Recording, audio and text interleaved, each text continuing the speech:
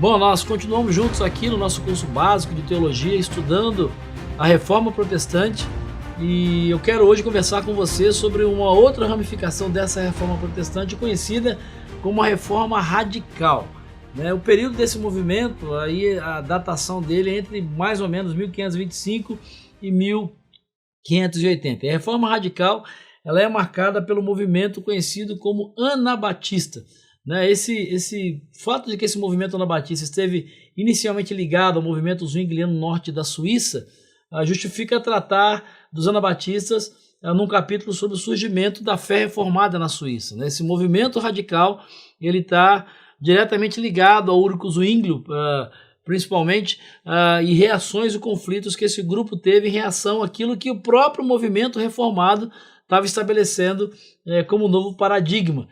Foi a partir daí que chegou a Morávia, a Holanda e outras regiões esse movimento de reforma radical. Mas ele começa na Suíça e nessas tensões e nesses conflitos com aquilo que está sendo estabelecido a essa época.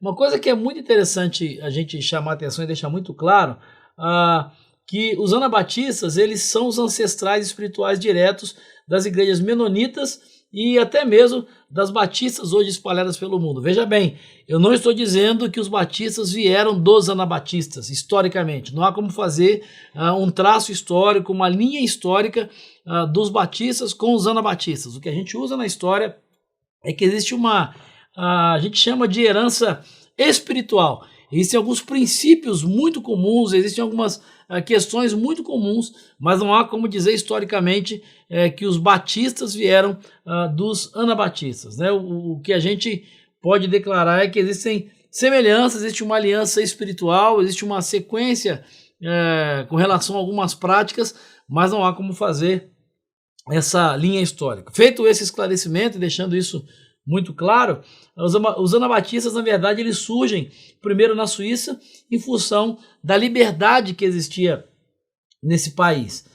O primeiro grande líder desse movimento é Conrad Grebel. A insistência de Zwinglio na Bíblia como fundamento da ação dos pregadores encorajou a formação desses conceitos baseados na Bíblia. E baseado nisso, Conrad Grebel, que é tido como fundador do movimento anabatista suíço, ele vai ter um papel muito importante nesse processo. Depois da sua conversão em 1522, ele trabalhou ao lado de Zwinglio, até que ele e Zwinglio romperam no ano de 1525. Por quê? Segundo ele, o ensino de Zwinglio de que o batismo infantil não tinha base bíblica o atraía no primeiro momento. Isso era muito interessante. Vale a pena lembrar que o batismo católico, toda a tradição católica defende a ideia do pedobatismo, o batismo de crianças. Zwinglio, na sua eclesiologia, vai combater a ideia do batismo infantil, porque para Zwinglio, todas as crianças são salvas independente de terem passado ou não pelo batismo. Isso vai atrair Conrad Grebel. Em 1525, o Conselho de Zurique vai ordenar a Grebel e a Felix Manz, que é um outro líder anabatista, que desistissem de promover reuniões de estudos bíblicos. Eles começam a se aprofundar nessas e outras doutrinas, e o conselho da cidade, que já é liderado, você lembra disso, uma teocracia, pelo movimento reformado, dá a eles essa ordem. Nessa busca da questão do batismo e da importância do batismo, George Blaurock foi batizado por Grebel em 1527 e depois batizou Grebel e vários outros. A ideia é de que o batismo é um público testemunho de fé. Por isso os anabatistas não aceitam a ideia do pedobatismo e tem essa iniciativa de se rebatizarem, e isso vai chocar. Essa é a razão pela qual muitos deles vão perder a sua cidadania. Zwinglio desistiu da sua primitiva concepção de falta de fundamento bíblico para o batismo infantil. Os anabatistas mais radicais, que se opunham ao controle da religião pelo Estado, estavam pondo, segundo ele, em perigo os seus esforços de convencer as autoridades conservadoras ainda indecisas a passarem para o lado da reforma. Então, Zwinglio vai ter essa tensão com os anabatistas, dizendo, peraí, a gente não pode ser tão radical, a gente não pode ser tão extremo, porque isso pode nos levar a perder todo o nosso processo de movimento da reforma. Por isso que os anabatistas são tratados como radicais, como uma reforma radical. A Rádio Transmundial é um veículo de comunicação presente em 80% do planeta e que tem como objetivo levar as boas novas do Evangelho aos que não a conhecem, bem como dar crescimento e maturidade cristã àqueles que desejam servir a Deus de forma integral. Mais informações em www.transmundial.org.br. Transmundial, para todo mundo ouvir. É uma alegria muito grande nós apresentarmos a você a Faculdade Teológica Batista de São Paulo, que desde 1957 tem capacitado líderes, homens e mulheres, para que conheçam a palavra de Deus, para que conheçam a teologia, para que conheçam a prática ministerial e também saibam interpretar esse mundo para a igreja. Venha conhecer a faculdade, venha assistir uma aula aqui conosco sem compromisso.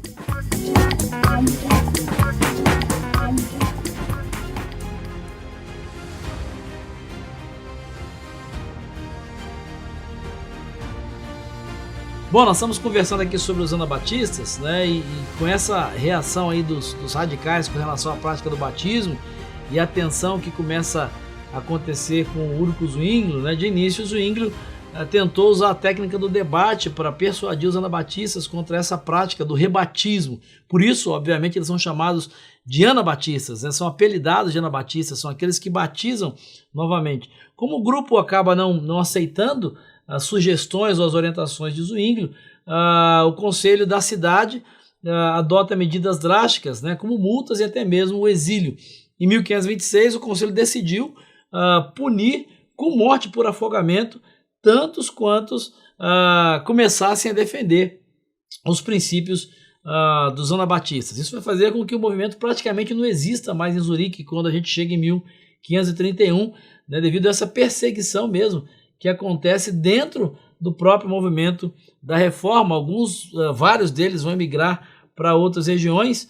Por exemplo, os Amish da Pensilvânia acabam surgindo desse grupo de anabatistas radicais, mas isso aí é uma outra história. Um outro personagem que vale a pena a gente conhecer é Balthasar Hubmaier, que é um dos primeiros anabatistas alemães. Seu pastorado, perto da fronteira da Suíça, permitiu que ele tivesse contato os radicais suíços, cujas ideias ele acaba adotando. Ele e mais 300 seguidores foram batizados, né, por afusão em 1526, pelo que ele teve que fugir para Zurique a fim de escapar das autoridades austríacas. Daí ele foi para Morávia, onde assumiu a liderança de todos que haviam fugido da perseguição de Zwinglio e dos milhares de moravianos convertidos às ideias anabatistas. Por ordem do imperador, ele foi queimado numa estaca em 1528 e sua esposa foi afogada no rio Danúbio pelas autoridades católicas romanas. Durante o seu ministério, como líder anabatista, ele ensinou a separação entre a igreja e o Estado e a autoridade da Bíblia e o batismo dos crentes. O setor radical do movimento anabatista, por causa da sua escatologia, contribuiu e muito para decepcionar muitos crentes fiéis nas fileiras dos anabatistas da Alemanha. Você tem aí, né, os profetas de Zwickau, você pode procurar, né, causaram muitos problemas para Lutero, e a gente percebe que esse movimento radical é uma demonstração muito clara das tensões que existiam dentro do próprio movimento reformado, ou do movimento reformador, né, da reforma protestante. Né, existiam tensões por quê? Porque é um movimento que está se construindo, é um movimento que está se consolidando. A gente vai estudar aí alguns personagens desse movimento anabatista. Vale a pena lembrar também de alguns até extremamente radicais que se autoproclamam, né, como profetas, com mensagens apocalípticas, etc., como por exemplo John Madison, que se proclamou Enoque e enviou emissários a Münster em 1534. Depois ele decidiu que seria Münster e não Estrasburgo a Nova Jerusalém, mudando-se para lá, né, com a sua esposa, uma ex-freira.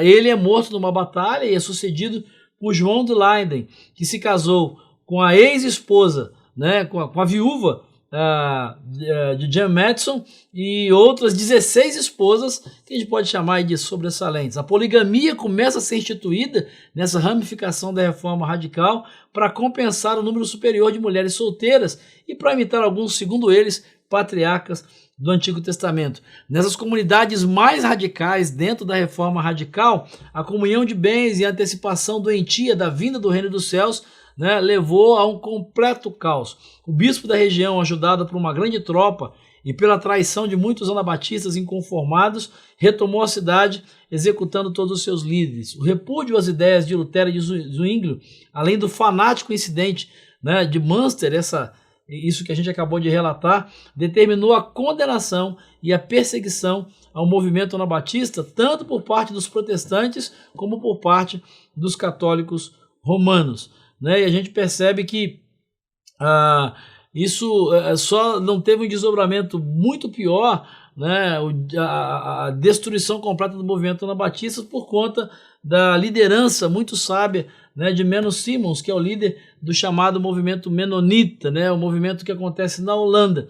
Menno Simons aceitou as ideias anabatistas e abandonou seus sacerdócios na Igreja Romana em 1536. Assume então a liderança, né, do movimento chamado como Movimento dos Irmãos, né, que é a Igreja Menonita, nome que os anabatistas da Holanda adotaram para evitar o estigma de anabatista. Depois da sua morte, né, os irmãos passaram a ser conhecidos como menonitas, conseguindo finalmente a sua liberdade religiosa no ano de 1676. É muito difícil sistematizar as crenças anabatistas, porque houve muitos grupos anabatistas diferentes em suas doutrinas, como resultado natural dessa convicção, né, do seu direito do crente interpretar a Bíblia como regra final e infalível de fé e de prática.